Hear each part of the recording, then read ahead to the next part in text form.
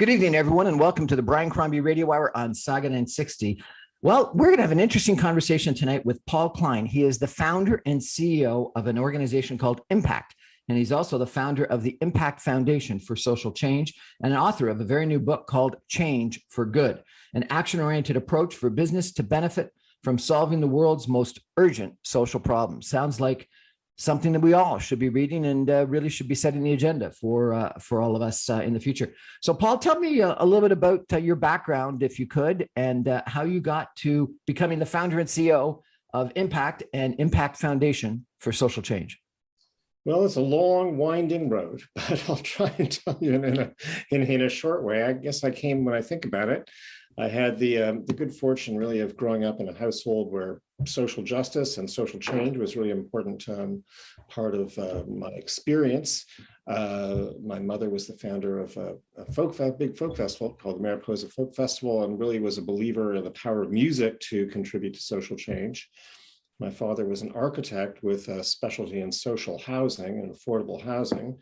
And it was just part of, the kind of ethos, I would say, when I was growing up, that we always had that sort of sensibility. But then I was actually, my first road was starting out really as a musician, and because I had gone to U of T, and then I changed gears completely and went to music school and was playing in bands, and then through a long and circuitous route that was not of my own design, I ended up working for social change organizations, and I guess I was sort of naturally drawn to that. Worked as the executive director of something called the Canadian Parks and Wilderness Society, and I helped start the National Aboriginal Achievement Awards with this amazing guy named John Kimbell, and then ultimately worked for a very, very interesting organization that's still around called Manifest. They're the ones who designed Participaction originally, if you remember that one. Yep.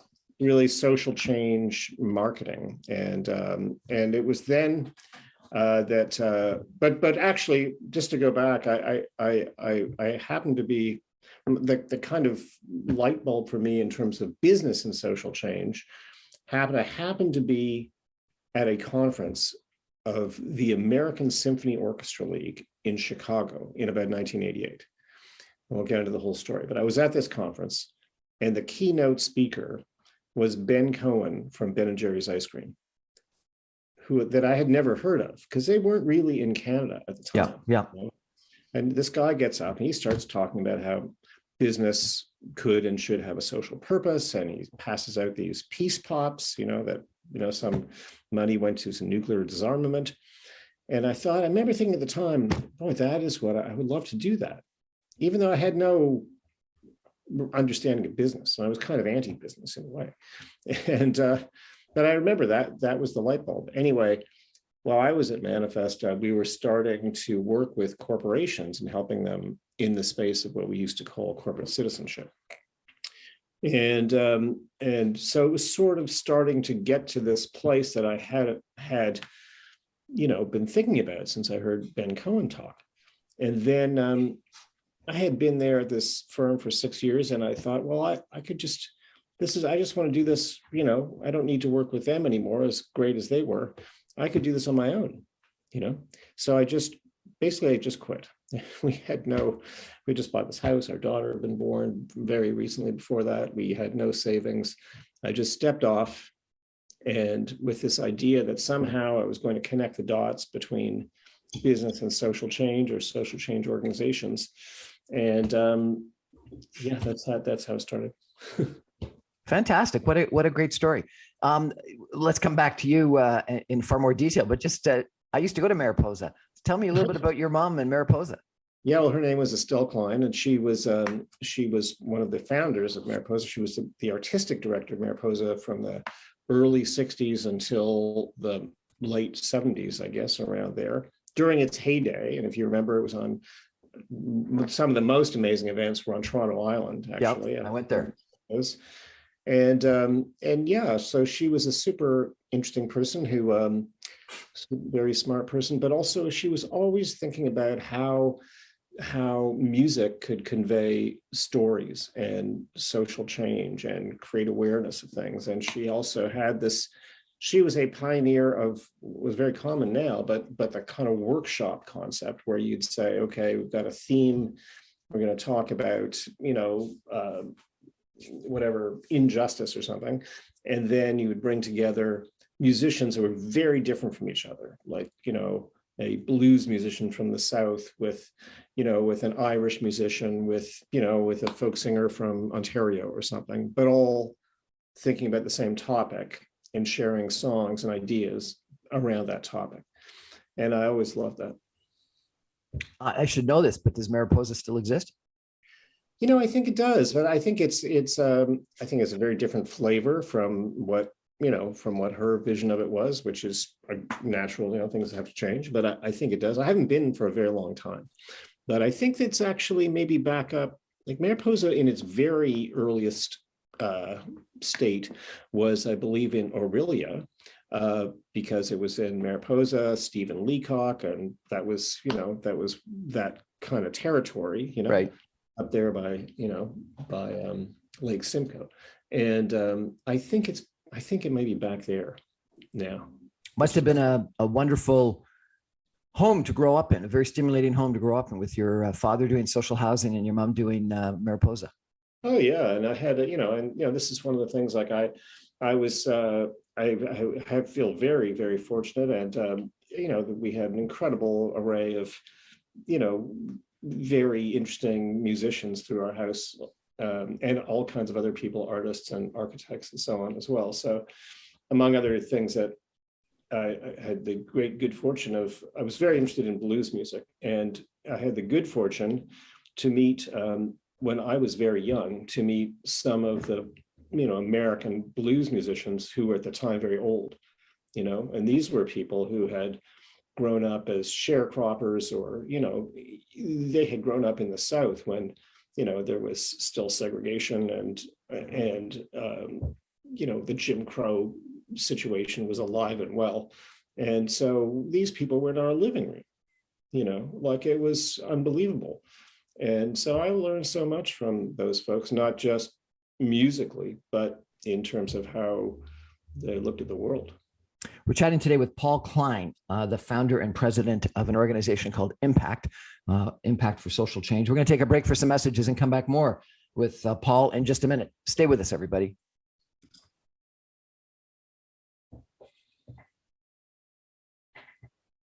Welcome back, everyone, to the Brian Crombie Radio Hour on Saga 960. We're talking tonight about whether business can actually, I guess, be a force for good in society.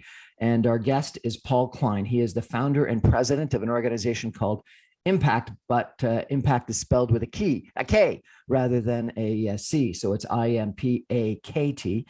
Paul is a globally recognized authority on helping businesses benefit from solving social problems.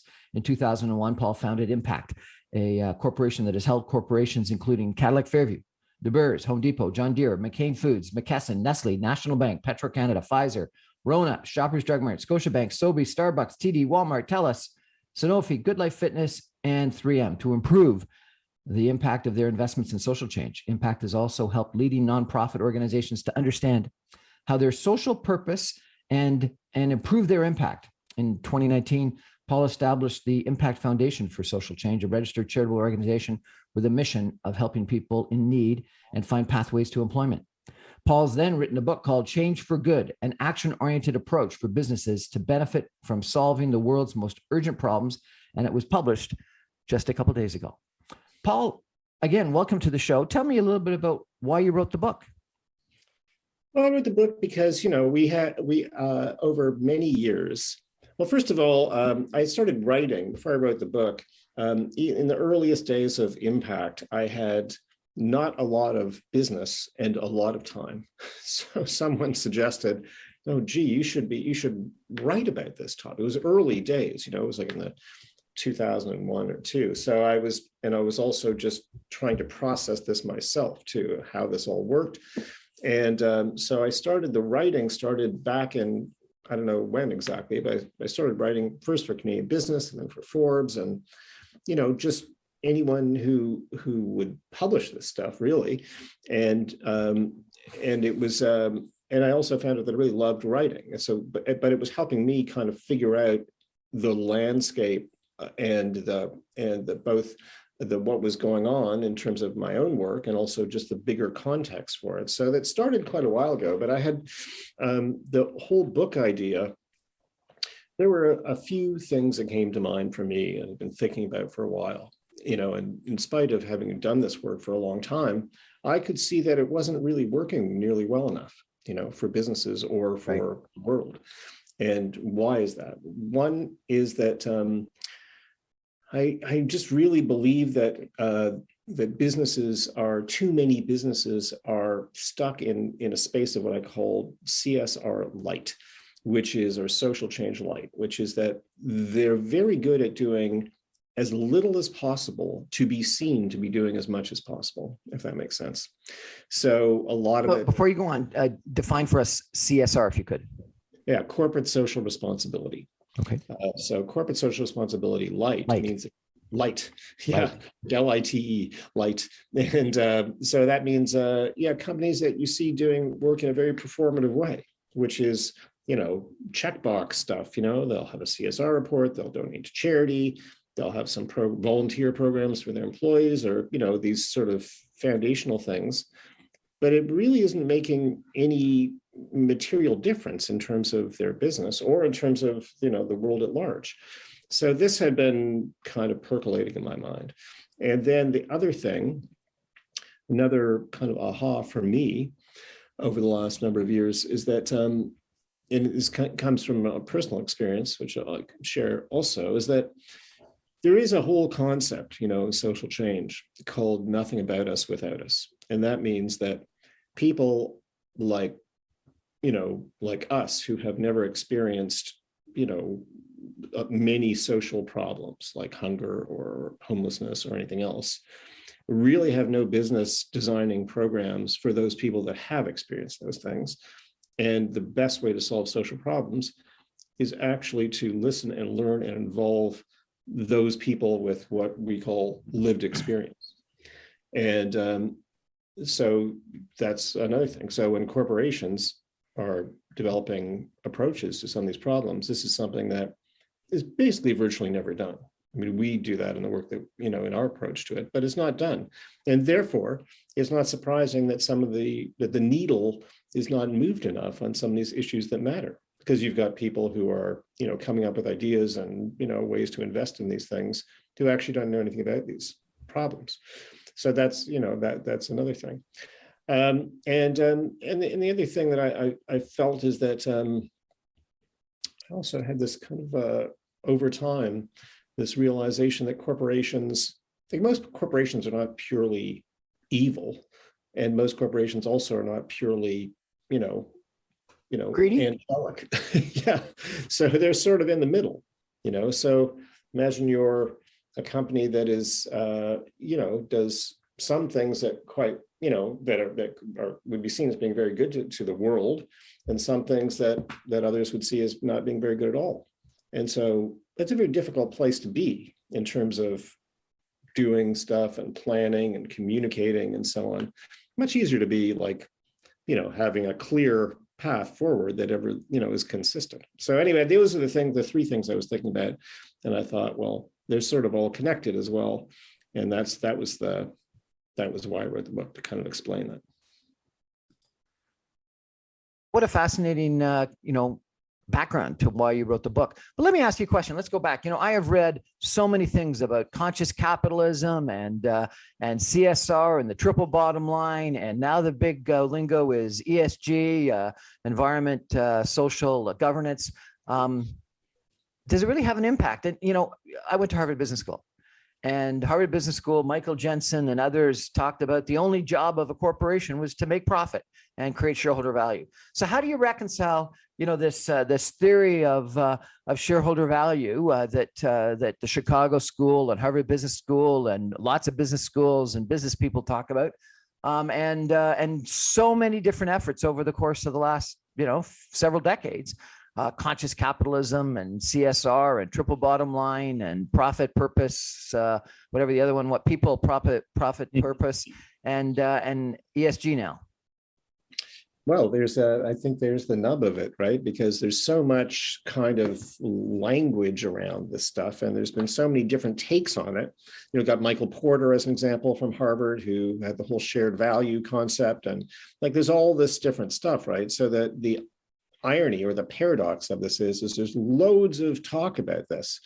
You know, you've got people, you know, like the chair of BlackRock, Larry Fink, saying how important it is. So yet, on the other hand, if you actually talk to people within this world, I think that virtually everyone would acknowledge that there's actually not nearly enough, in spite of all that, there's not nearly enough impact, there's not nearly enough real investment.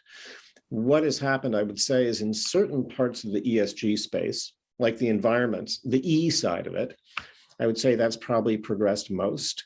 Why? Because there's the easiest way to save money. So once corporations understood that, you know what, there's a way to actually, you know, have less impact on the world environmentally and save money, they got on that really fast. The governance side, I think there's also that, I feel like that's really come a long way, because that's about, you know, reducing risk and, you know, ensuring, you know, appropriate guidance at a leadership level and so on. Unfortunately, that hasn't translated into not nearly enough diversity at a governance level, but that's another issue, which is related to the S, which is, see, the interesting thing about the S part of ESG, the social change part of it is the hardest part to measure. You know, like how do you, like you can say you can change your light bulbs to be compact fluorescent and figure out how to save money, you know, because of that. It's very clear, you know, like there's a science to that. But if you're a corporation that is committed to, I don't know, helping to end homelessness, it's much harder to measure the bottom line value of contributing to a social issue like that, even though almost everyone, I think, would agree that, you know, if a corporation was genuinely committed to helping address an issue that matters to the world, that must be valuable in terms of its, you know, how its various stakeholders, not just shareholders, look at it, right? But I think that one of the things that's happened for some reason, and this is another thing that I talk a lot about in the book, is there's a kind of twilight zone that companies end up being in, where they understand that because of what you just said, because it is seen to be valuable and important, there's a risk in not doing something, right? There's a risk in not leaning into ESG and not contributing to society in the most appropriate ways. But they also believe that there's a risk in doing too much, you know, so you get stuck in this place of sort of ineffective action. So that there's very few companies that actually come out and say, well, there's a lot of companies that claim to be socially responsible. There's not enough companies that claim to be, you know, committed to helping to end hunger. Do you know what I mean? There's a big difference. Well, but, you know, Michael Jensen argued, and frankly, a lot of the 1980s and 90s, and even up to today, was proof of that if companies spend way too much money on things that are pet projects of the board or the CEO, you get taken over by private equity, and they rid the company of those expenses and finance the purchase of the company on the waste that is eliminated from the company itself, which is, you know, back to this whole, you should be there for shareholder value creation. If people want to give to charity, that should be something they should do rather than give it as part of their McDonald's hamburgers cost or the cost of whatever else the product is. So how do you reconcile the fact that, you know, companies, institutions, people buy shares, and they buy the shares so they can maximize profit and maximize their value? Do people buy shares because they think that Ben & Jerry's is going to be good for the environment? Do people buy shares because they think Levi's is going to be employee owned? I think, you know, obviously the world is split. It's like in a lot of other things. I think that increasingly people do. There's also people, you know, that clearly are, you know, only in it for the bottom line. But I think the needle has shifted a lot, and you see things like, and how do we know that? Well, as an example, there's a huge increase in the whole world of impact investing, where there's all kinds of ways that people can invest funds and various kinds of financial models and tools that people can invest in specifically for the purpose of this. And I don't remember the numbers offhand, but it's grown. The opportunities for investors to can put their money in funds that are directly related to social and environmental change has exploded. I mean, it's billions of dollars now. So there's one, and now that's still a lot less than what's happening, beyond that, but it's a great start, and I think it does speak to the couple of things. Speaks to, on the one hand, the shift that we've seen from institutional investors, and people like Larry Fink of BlackRock, who have said at that level that they are going to consider their investments in large corporations based on the degree to which they're contributing to changing the world, ESG. And on a more of a retail level, investors are, I think, that the younger level investors, we're into a whole space of a world where people are looking for, I think, for a different sense of meaning in their lives, and have discovered that the pure pursuit of profit is not the answer. Hasn't delivered for people, and it's not as dependable. I hope you're right. I got to tell you, I see so many young people investing in Bitcoin just because they think it's a gambling casino and they're going to make out like bandits. Well, yeah, again, I think it's like anything else. There is not one thing or another, right? And it's like business itself. Like business is, very often both good and not so good. Give me some examples if you can, of good companies that have shown good for social change and maybe bad too. Well, there's lots of examples. I mean, that are things, and not to target people exactly. And there's a lot of these companies that are just coming to mind who I really think are great. But if one looks at a company like McDonald's, McDonald's has done some incredibly, impactful things, like starting Ronald McDonald Houses, which is an incredible system, that cares for children and families, who are critically ill, who need to be near an acute care hospital.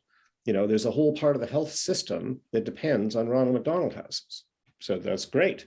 On the other hand, a lot of people would say McDonald's is maybe one of the architects of making some of the worst food that you could have. So, or another example would be a company like PepsiCo. Again, they've done or Coca-Cola. They've done some remarkable things in terms of improving, the environmental sustainability of their bottles, of investing in women who are women's social enterprises that are in their supply chain. And there's all kinds of great things they've done. And they make a lot of beverages that are causing people to be ill. Or companies like, Nestle, another great example, doing incredible things. They're supporting, but on the one hand, they support childhood nutrition. And they also make food for children that a lot of people would say isn't healthy. So there's just some examples there. Or financial institutions that are socially responsible in loads of great ways. And also, if you're a vulnerable person and want to start a business, you can't get a loan from a bank. So they'll give you money, but won't loan you the money. Right, exactly. So anyway, so there's all kinds of, sort of paradoxes between, in companies. But again, I would say and all those companies that I mentioned, I think that they have done their own change for good, I would say, because they're doing things, all of them, they're still not perfect, but how many companies are, but they're doing things that are much better than they used to be at the same time. Or, look at, I think that there's also great examples in the oil and gas and resource extraction sector as well, of companies that are, in a very difficult situation, have actually changed their operating practices in a very, very significant way and operate in a much more cooperative way with Indigenous people. Now, a lot of people wouldn't agree with that. A lot of people would say, well, they're not doing nearly what they should with Indigenous communities. And that's probably true too, but they've gotten better. We're chatting today with Paul Klein. He is the founder and CEO of IMPAKT and the founder of the IMPAKT Foundation for Social Change and the author of a new book. Change for Good, an action-oriented approach for business to benefit from solving the world's most urgent social problems. We're going to take a break for some messages and come back more with Paul Klein in just 2 minutes. Stay with us, everybody.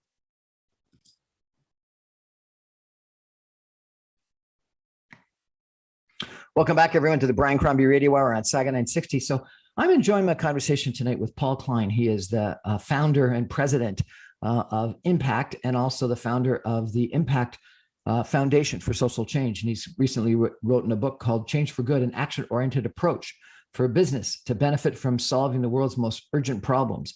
Paul has really had a fascinating background. We've talked about it a little bit already, but I want to mention a couple other things if I could. He founded something called Hire Up, a social enterprise that is the world's first national job portal to help employees hire youth who have experienced homelessness and other barriers to employment. He developed Canada's first loan fund for Indigenous women for the Indian Business Corporation in partnership with the Business Development Bank of Canada. He established the Taylor Project, a multi-dimensional initiative inspired by the 1948 garment workers scheme that brought Holocaust survivors and their families to Canada to work in the garment industry. The Taylor Project includes a book titled The Taylor Project, How 2,500 Holocaust Survivors Found a New Life in Canada, and a documentary which is in development by Yap Films. Fascinating that not only have you written the book about this, but obviously you've actually practiced what you preached and gotten out there into the world and had some impact. So thank you and congratulations for that. Paul, you mentioned McDonald's just before the break, and I just read an article this morning about their disinvestment from Russia, closing down all the stores, but at the same time, another organization, a local Russian hamburger chain with a golden arches that's to the side in the letter B, is proposing to take over all of their locations, their staff, etc. And you think about what's going on, and I'd be interested in your point of view. Maybe ask you if you were advising McDonald's, what you'd advise them. Clearly, this is a catastrophe. What's going on in Ukraine right now. And McDonald's must have received a bunch of pressure to close down their operations in Russia. But by doing so, what they did is they put a lot of minimum wage and low wage income people out of work. And that's what the Russian parliament people are talking about, putting people back to work. So what would you have told McDonald's to do in this situation? Well, obviously, this is one of the most complex and dangerous situations that one could ever imagine. And there's no right answer. And I've thought a lot about this, and because on the one hand, you feel like it's not right to support Russia. It's not right to support Russia. And on the other hand, you run the risk of contributing to what is possibly a humanitarian crisis in Russia. So there's the problem. So I guess that, I guess all I can say is that if it was me, I think I would have done the same thing. I would have stopped operations in Russia. I would have, which I'm sure they're doing. In fact, there's just another thing that's really cool that, supported, humanitarian efforts, the Red Cross and so on. Another cool thing that they're doing, which I just read about, is in Ronald McDonald Houses operates something called the Ronald McDonald Care Mobile, something that's a mobile, kind of support for families and kids. And they've got that now deployed, I think, at the border of Poland and Ukraine. That's fantastic. It's, maybe it's not going to solve the problem, but it's a great initiative. I think the other thing that I would be really thinking about is I really believe in the power of employment as one of the primary drivers of social change. I would be thinking about, in the rest of the world, how a company like McDonald's could be employing refugees who have come from Ukraine, to the extent that that's possible. And there are different stores around the world and in Canada. I think that would be a really powerful thing to do. I think that lots of companies should be doing that because we've got the biggest humanitarian refugee crisis since the Second World War. I don't know the exact numbers, but it might even be bigger than after the Second World War. So, so employment and getting these refugees settled in different countries is really going to be the most important response. It doesn't get around, what you were saying before, which is a horrible crisis in Russia, but I just think it's too soon to understand where that's going. Like, I think the more immediate responses are, how are we going to help these refugees? And it's more than just aid to the Red Cross, even though that's obviously very, very important as immediate urgent needs. But very soon, we're going to be seeing refugees and others from Ukraine and from Russia coming to Canada and other countries. You know what? They're going to need jobs. What about if you were advising the oil and gas business in Canada today? And some people have said that the oil and gas business is the biggest contributor to climate change, and we've got to regulate it, we've got to tax it, we've got to close it down, we've got to do a whole bunch of things. And then other people saying, yeah, but we're still demanding energy, and if we don't buy oil and gas from Canada, we're going to buy it from Putin. Maybe what Biden is talking about today, replacing Putin purchases with Venezuela and Saudi Arabia, et cetera, purchase. Should we be giving up some of our climate change objectives in Canada to supply the rest of the world with petrochemicals? I think it can be done, at the same time. I don't think we should be giving up climate change. And I don't think oil and gas companies here are doing that. And also, I think that we should be a source of more non-renewable energy in the short term as people need it. So I think both are necessary. I don't think you can say that I don't think you can say it's one or the other. People need those resources now. We have them, and people talk about ethical oil from Canada, and I believe that's actually true. So I support that. I also support, and I know that oil and gas companies in Canada, because I've worked with many of them, are moving as quickly as they possibly can to be essentially renewable energy companies. That's the plan. So that doesn't happen quickly, though. That's a probably 50-year plan to be out of non-renewables. But those companies are on it, and I'm very, very proud of what Canadian companies here have done and the change for good they are making. So I think in the short term, despite the high energy impact, climate impact of oil from certain operations in Canada, it's still, I think, the ethical choice, and I would support that. You argue that companies need to move from social responsibility to social change. Mm-hmm. Explain what the difference is and why you think it's an important move. Yeah, well, social responsibility is a vague term of kind of niceness, of nice activities that corporations do, and it really and also it implies that corporations are doing kind of the most essential things, which are the foundations of work that should be happening anyway. These are table stakes. You should be, corporate responsibility means paying your taxes. It means operating in an ethical way. It means, doing as little harm to the world as possible. That is very different than proactively contributing to having a plan to contribute resources and time and energy to solving social problems, in particular problems that have been identified by the United Nations as sustainable development goals. So this is we're not just making this up. These are global priorities that have been articulated by the United Nations that all kinds of organizations and business, government, and civil society groups have committed to change.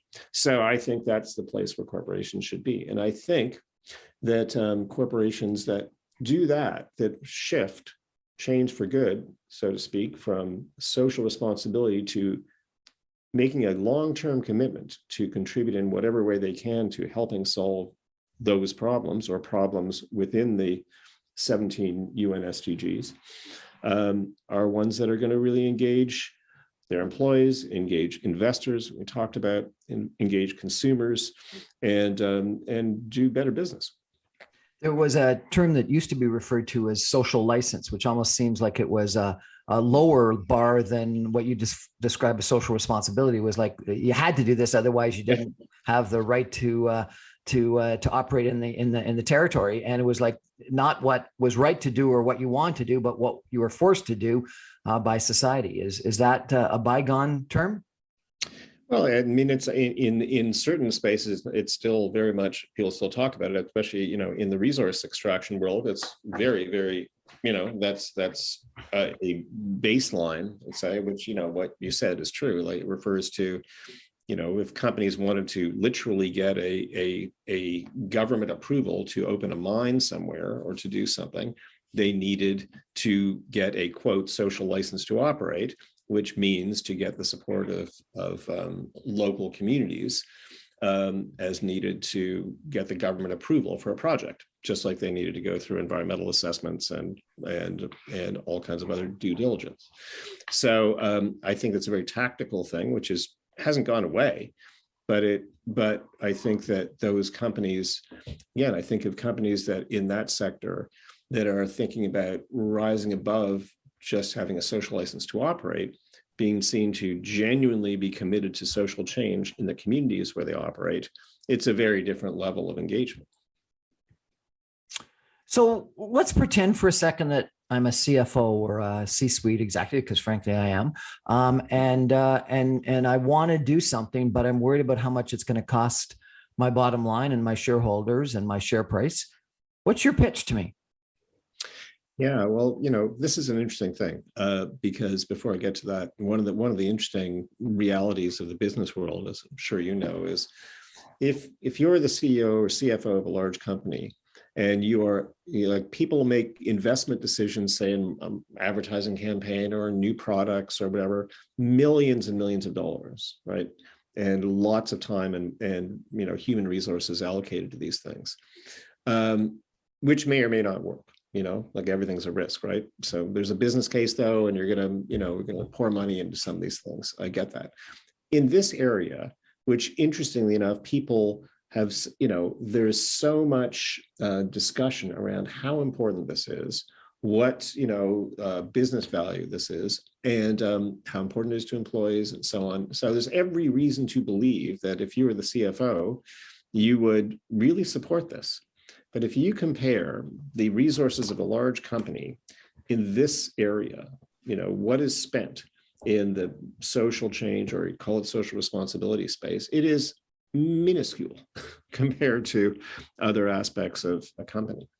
So, and again, that's why these companies are stuck in this space of CSR light, doing as little as possible to get as much as possible, because if you're a CFO, you like that, right? That's good. I'm going to spend as little as possible, get as much as possible. You're a superstar.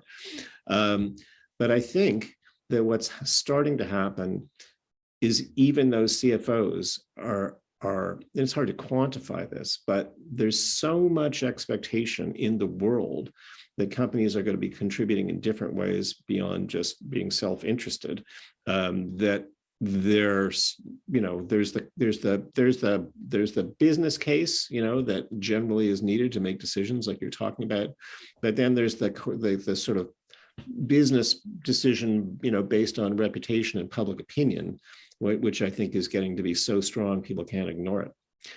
Also, I would say the other thing which is interesting to look at is, and we've been talking about mostly how big businesses are operating. You've got an immense exploding world of smaller enterprises that are actually challenging big businesses in lots of ways, and they're operating in ways that are truly responsible and truly making change. So whether that's a very small startup or a bigger company like Tom Shoes, like these people are actually changing the competitive landscape, and I think that is a huge influence on business decision making in this area. I interviewed a baker in Port Credit about why he spent so much time sponsoring the Paint the Town Red Canada Day celebrations. And he said it was clearly the right thing to do. No one else was doing it. He wanted to celebrate Canada. He was an immigrant from, I think, Portugal, and he felt it important. But he also said he thought that being involved in the community brought him some business benefit because people would go. And I do think that people more often than not went to his bakery to buy stuff rather than another one, particularly a chain one down the street, because of his contribution to the community. So his social capital, in a slightly different definition of that term, really had positive impact on his business. And I think a lot of local businesses understand that when they're involved in the community and they have impact on the community, get known in the community, they benefit the community, whether it's with Canada Day celebrations or homelessness efforts or local charitable works, they have impact. Is that because it's sort of closer to home and you can see it? I think so. And it's so genuine, like I think that's the thing. Like people aren't looking at that and saying, well, I wonder if this company really means it, as opposed to looking at, some larger big brand who may be practicing CSR light. And, I think that there's a high degree of skepticism around that stuff. But if you've got an example like yours, there's so many examples, there's so many incredibly cool smaller businesses that are so authentic in this space. I was just reading about this woman, I'm just trying to remember her name, Emily O'Brien. I hope I have that right. She started something which I believe is called Comeback Snacks. This woman, she got an incredible story. I was just reading about it. She was a person who was in jail, and she came up with this idea of comeback snacks, which I believe is sort of flavored popcorn. But the whole business, like they hire people who have been incarcerated. They've got their whole branding is based on this, like comeback snacks. And it's top to bottom a social change business. And when you read this story of this woman and this business, it's like, whoa, this is incredible. Or I'm just thinking of other things that are kind of closer to home here, very local. You mentioned local, and I think they're somewhere in Southwestern Ontario. I don't remember where. Look at something like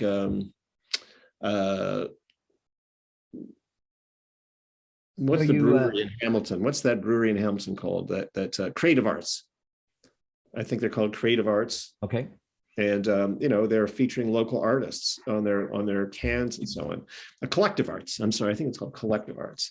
So they're making it's just the real deal, and there's so much of this, and so that's where I think that large companies can learn a lot from businesses like that, because ultimately, like Collective Arts, I suppose, is not, a serious business challenge to an enormous brewery, but they are, there is market share that is going to a company like that. And there's a huge competitive advantage that a company like has with some people, a growing base of consumers for whom social change is important. Your snacks story is kind of interesting. I had an uncle that worked with, I think it was the John Hancock Society or something like that aided people that were coming out of incarceration. And he was saying that, people, once they're done their jail time, found it almost impossible to restart a normal life. And the biggest predictor of whether they would reoffend or not wasn't, a whole bunch of other things. It's whether they got a good job. And it was, they needed to get a job. They couldn't get it, particularly with a big corporation that did a criminal check. They couldn't get a loan. They couldn't rent a place to live. That it was almost as if, even though they had done their time, to society, paid their debt to society, even though we had these supposed Judeo-Christian ethics of forgiveness, we weren't forgiving them, and we sentenced them to a life of poverty and unemployment. And so we said that's why they reoffend, because they got no other options. And we need to find, and he said that the only people that he could ever sort of appeal to change things were small businesses that would employ some of these people that were coming out of jail. What do you think of that? Well, I think there's a lot to be learned from that. And it's like I was saying before with the situation in Russia and Ukraine, like the opportunity, like the paradox is that, like there's a huge amount of entry-level employment at large corporations that goes unfilled. And there's at the same time, there's all kinds of people who are vulnerable people who could get jobs in those who could fill those jobs. It doesn't happen. There's all kinds of things. Like if you have a criminal record in a lot of companies, you can't get a job. So, that people should be looking at that very differently, because it doesn't necessarily like this comeback snacks thing and all kinds of other examples. It doesn't mean that you're a certain person for, you should be targeted or punished for your whole life.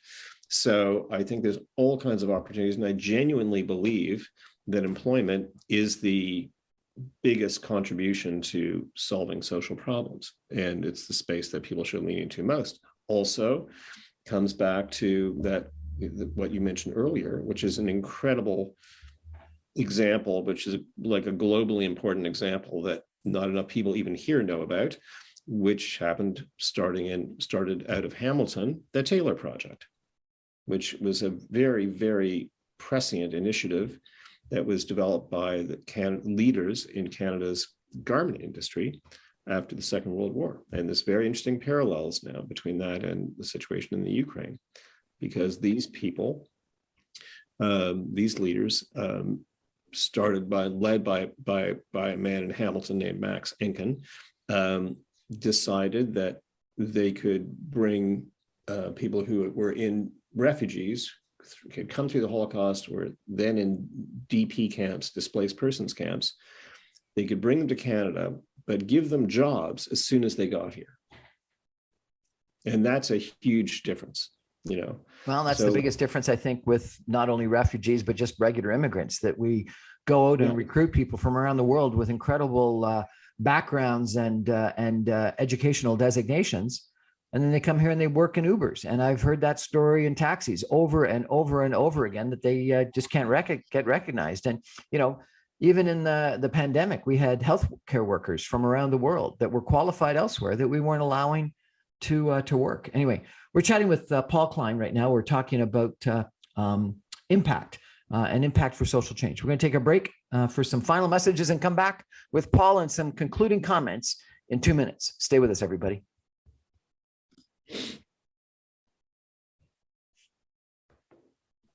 Welcome back, everyone, to the Brian Crombie Radio Hour on Saga 960. I'm having a really enjoyable time chatting tonight with Paul Klein. He is the founder of IMPAKT and IMPAKT Foundation for Social Change. It's a fascinating conversation about how companies can actually do good for social change. Paul, I wonder if I could ask you a question, if I could. You know, you talked about how people have got to be included if they're going to be part of the solution. Diverse people and diversity and inclusion is so critically important. And this is a little bit sort of off topic of companies, but it sort of brought it home to me more than almost anything else. I was out in North Battleford, Saskatchewan a couple of weeks ago, and I met with the heads of two Indian tribe bands.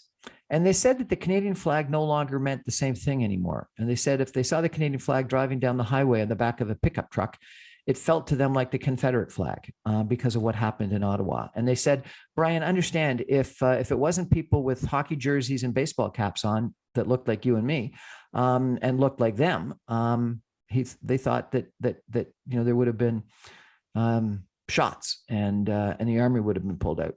And they felt very excluded from Canadian society because of a protest that was, you know, almost all white and, you know, had some elements of it that were white supremacist, et cetera. Mm-hmm. Do we have a racial problem in Canada? And, you know, maybe address that both generally, but then also in companies. And do we need to do a far better job of including racialized people in our management and in our boards and in our companies? Well, I would say yes and yes. And I think that the main thing with the first question is, do we have a problem here? Is like and the reality is probably mostly to people like you and I, we don't see the problem, you know, but when you talk to people of diverse backgrounds about their experience in the world in Canada, we do have a problem. So, you know, that that's absolutely true. And that should corporations be doing more? Yes, they should. And how should they do that? First, by listening to people who are their employees or potential employees who are from BIPOC populations, and, you know, working backwards from, first of all, what their observations are from what these companies are already doing, and implementing ideas from them to improve their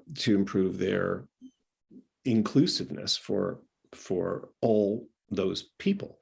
And so I think that's true. And I think that, you know, the reality is when you go into, listen, I have the experience of going into large companies, and as I know you do, and also nonprofit organizations, and it's not very diverse. No, honestly. And we have that situation just really close to home, honestly. As we mentioned, we started something called the IMPAKT Foundation for Social Change. And the IMPAKT Foundation for Social Change exists to create employment opportunities for refugees and newcomers. Okay. I started this. I'm the chair of the board of it. Now, we hired our first executive director is a wonderful woman named Martina Mbiri. She is a woman who came to Canada as a refugee from Nigeria. She's leading the organization.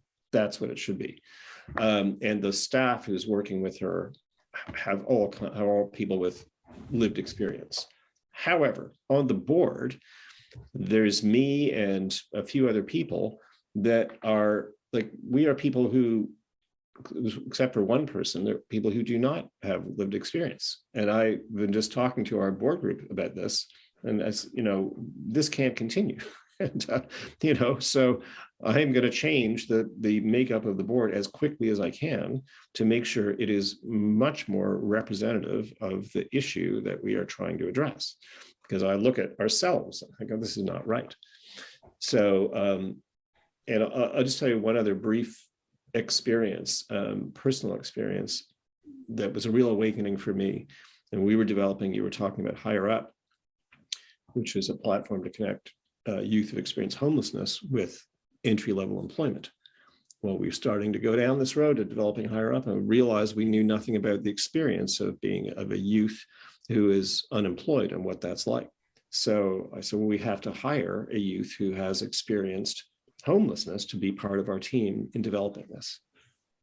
And we did end up hiring an amazing young man named Cameron, who worked with our team. He was homeless at the time he was working with us on developing that project. You know what, that initiative would not have happened in the same way, wouldn't be nearly as powerful and effective as it was if he hadn't been involved. We've been chatting tonight with Paul Klein. He is the founder and CEO of IMPAKT, founder of the IMPAKT Foundation for Social Change, and an author of a new book, Change for Good, an action-oriented approach for business to benefit from solving the world's most urgent social problems. Paul, thank you so much for joining us tonight. If people want to access your book or follow the progress of the Foundation for Social Change or IMPAKT, is there a website they go to, or how do they contact you? Absolutely. Thank you, Brian. It's been a pleasure speaking with you. I really, really enjoyed our conversation. IMPAKT, you can go to our website, which is impactcorp.com, IMPAKTCORP.com. The IMPAKT Foundation is at impactfoundation.ca. And Change for Good can be purchased through any of the big platforms like Amazon and Indigo, and also it's available at lots of independent bookstores. That's our show for tonight, everyone. Thanks for joining us. I really appreciate it. I remind you, I'm on every Monday through Friday at 6 o'clock on 960 AM.